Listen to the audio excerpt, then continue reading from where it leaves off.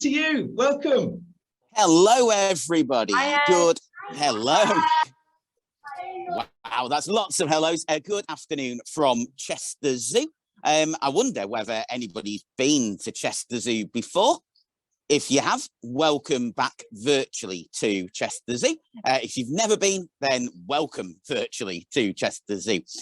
So at Chester Zoo, we've got 500 species of animal, just over 500. In fact, I don't know if you might be able to see over my shoulder, there are a couple of animals on a rock over here, a couple of our favourite animals. So we've got a couple of our lions over here, a couple of our female lions. So we've got Kamari and Kaburi, who are sat on the rock behind me. I'll try and turn around and I'll try and get the camera so you can see it. If I switch to the front view of this camera, then we might hopefully get a slightly clearer view of our two lions on here. So we've got 3 lions at the zoo. We've got Iblis, who's our male. I'll see if I can track him down in a second. We've got Kaburi and we've got Kamari, who are the 2 females here. So they're all 15 years old, our lions that we've got. And they are Asiatic lions. So Asiatic lions don't come from Africa like the famous African lions. Instead, they come from India. And actually, I do know where there's a map around here at our lion habitat. I'll just move over so I can try and zoom in on a map of where they live in the wild. So they live all the way out in India, and they live in a forest, which we call the Gir forest in India. So it's a very, very small area that you can see there for the size of India. And so they live just in that forest. Once upon a time, they stretched all the way over to Greece. That was how big the range was of these lions. But nowadays, they're just in this one forest. Some of them live in a protected area of that forest. Some of them live a bit outside the protected area, which can cause a few problems where they're living farms and places that people are looking after their animals. So they live in the Gir forest. Now, the Gir forest is a forest which is very lush in the winter. So it's very, very, there's lots of green, lots of plants around in the winter, but then in the summer, it can be very dry, very arid, that habitat. And we try to show you this at Chester Zoo. Now, I think there's a few things which are important for us to consider when we make a habitat at the zoo. So as experts at Chester Zoo in how to create habitats, we need to think about wild animals. So we need to think about what do they eat? What kind of food would we be providing in their habitat? How are we going to give them that food? How can we make that food nice and challenging for them to get to? We have to think about what kind of temperature it is where they live. We have to kind of think about what sort of plants we would find in that area where they're living and try and put those kind of plants into the habitat. And also, of course, how much space we should be giving them as well. So the way that we've made this habitat, I'm going to switch to the front view again so that you can go on a tour of the habitat with me, hopefully. There we go. So we're going to go on a bit of a tour of the habitat. I'll walk you through and I'll show you the way that we've made it. Now, in terms of this bit here, we've got some glass and we use the glass as a nice way that the visitors can see the lions, but also be nice and safe. The glass is about 4 centimeters thick, I think.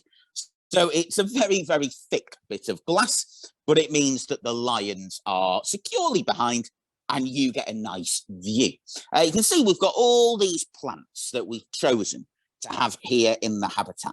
There's lots of space for these lions to go off and explore, lots of chance for them to go off and find food amongst those plants.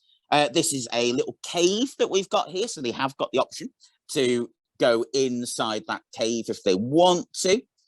And then I'll come back to where we've got the girls again. So we've got the females, Kaburi and Kamari, sat here on the rock. Now, this rock is a heated rock. So it's got heat generated inside the rock. And that means that these lions are nice and warm. So they choose to sit on there, even though it's a raining day here at Chester Zoo today. They are on that rock and they're nice and comfortable on the rock. They're relaxing. Lions can sleep for a huge amount of time during the day. It's their favorite thing to do. So they can sleep for 20 hours a day as lions. 20 hours. I'd love to sleep for 20 hours during the day, but sadly, I don't get the chance to do that. But they naturally would sleep for up to 20 hours a day. So that heated rock helps them to do that. Walking here a little bit through the habitat then, again, we've got a nice view of the lions from this window. There we go. So we can see one of the girls looking straight into the camera, which is very kind of them to do that. We've also made this area look a little bit like if you were out in that area of India. So some of the kind of structures that you might see on a farm, maybe, or around that area where these lions are living. If I take you up this hill, we've developed this very nice hill here, which means that our visitors can see down onto the lions from above, so they can see the whole habitat. So we've got the girls who are sat on that rock over there. So we saw them a moment ago, but we've got also all this area here. So all that area in the background as well, that our lions can sleep or can go looking for food. So all this area here is for our lions. Iblis, the male, is out there somewhere, but I can't spot him at the moment. He's hiding somewhere amongst the long grass. And then I'm just going to take you back down again because, oh, hang on, I can spot Iblis. This is exciting. I'm hurrying to catch up with him, so sorry if the camera's gone shaky. You might be able to see him. Now, there he is, very impressively walking across the video at the moment. So that's Iblis, who's our male Asiatic lion that you can see walking along there. And then something else that I wanted to show you as well while we're here is about what lions eat. Now, maybe have a little think in your heads for me, what a lion would eat, what kind of food, and there's a special word for animals that eat the kind of food that lions do. So we call them a carnivore, which means that they eat meat. And I've got a helper here. This is Phil, who volunteers at Chester Zoo, and Phil is holding a skull from a lion. Now, this is a model skull, just to emphasize, it's not one that's died. It's a model that we've got here, but it's very realistic, this one that we've got here. Now, when we look at the teeth of the lion, they've got these big canines at the front, and the canines are the ones that they catch their food with, those teeth at the front. But then you have the back teeth. Now, these back teeth are carnassial teeth, razor sharp teeth that we've got there. And that gives us a little bit of an idea of how they slice through their food. And then the final thing I just wanted to really quickly show you before we run out of time is the indoor area that we've got here. So we have given a little indoor area so that they can go inside and be nice and warm on a rainy, cold day. Wonderful. So that's bringing me towards the end of what I wanted to show you. So it's back over to the studio, I assume. Amazing. Thanks, Ed. Thanks, Ed. What did you think there for? Really cool. So I'm going to give everyone a bit of time to think of some questions maybe they'd like to ask Ed. We've definitely got loads here, and we can feed them into the chat box. Off you go. Great. There's loads of questions here we can start with, Jess. Shall we kick off with some? Right. Let's go for it. Let's do it. Oh, there's a good one here, Ed. How long do lions live? So they live for around about 20 years, maybe, in zoos. So most of the big cats, it's somewhere around the 20-year mark that we're looking at. So in the wild, animals don't live quite so long in the wild because obviously there are more threats to them in the wild. So there's diseases, there's other animals that affect animals in the wild. But yeah, around about 20 years is what we'd be looking at normally for a lion. Amazing. And what's the hardest thing about your job? Someone asked. Oh, that's an interesting one. So when it comes to our jobs in the zoo, obviously we have very happy times when it comes to animals in the zoo. So we do have the animals' births that take place. We have times when a new animal will arrive from another zoo, which is exciting. But then also, obviously, you have sad times when you look after animals as well. And these are animals that you become very attached to, animals that just become old and might eventually pass away. And that, of course, is something which is sad when it happens, but we make sure that they, of course, have the best life possible. Also, if there's anything that we can do to help those animals, maybe we can research about the illnesses that animals get, like we've been doing with elephants, trying to research how to look after elephants and make sure they stay as healthy as possible, then actually that is a real positive, and we can really help those animals in the zoo. Amazing. I think Jess has a question. Yeah, we've got Lotta here from year 4. She wants to ask a question. Are the lions the most dangerous thing in the zoo? Oh, that's a good question. There are lots of things that we could view as being dangerous. So you've got things as well as the lions. You've got the reticulated python, which is the world's longest species of snake.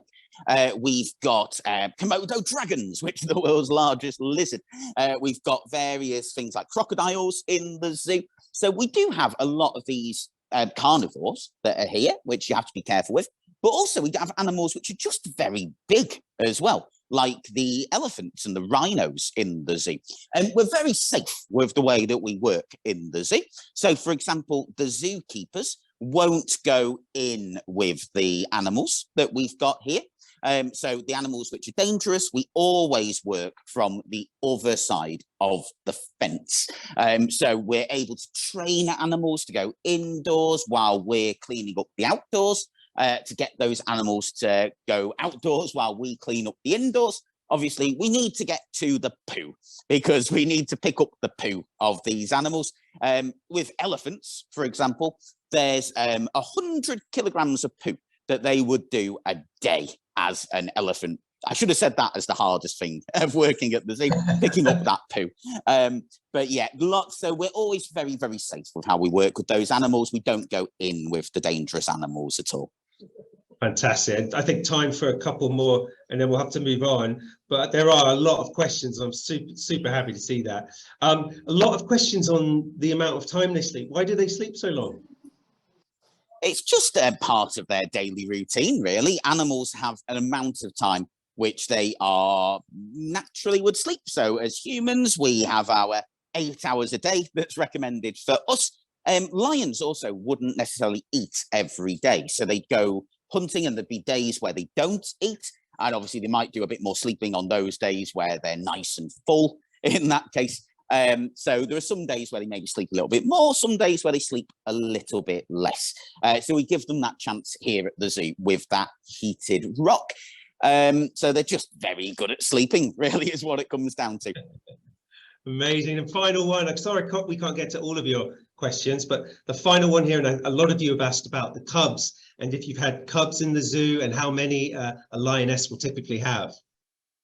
Oh, right. We've not had any lion cubs for quite a while here at the zoo. So our lions are a little bit older now, being about 15 years old. So we haven't got any lion cubs as such. We have had tiger cubs a few years ago at the zoo, but even the oldest one of those, Kasana, she is still here actually. She's grown up now, so I think she's 7 years old. And so her mum was the one who moved to a different zoo at that point, and she stayed here as our adult female tiger that we've got here. But we have now, just excitingly, with our tigers, brought in a lovely male tiger called Dash, and Dash has arrived at the zoo. So hopefully tiger cubs might be something on the horizon one day in the future. So that will be really, really exciting. Amazing, Ed.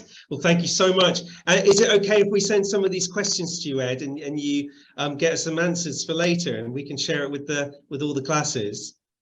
We can do, yes. Would you, as in, send them to me sort of via email, or so I can get the answers, and we'll make sure we send them. So it'll be within the next couple of days, probably we'll get to answer, because there's a lot of questions there, I can see. Yeah, I love it. Well, that just goes to show what an awesome job you did. Thank you so much, Ed. Thank you for taking care of those beautiful animals.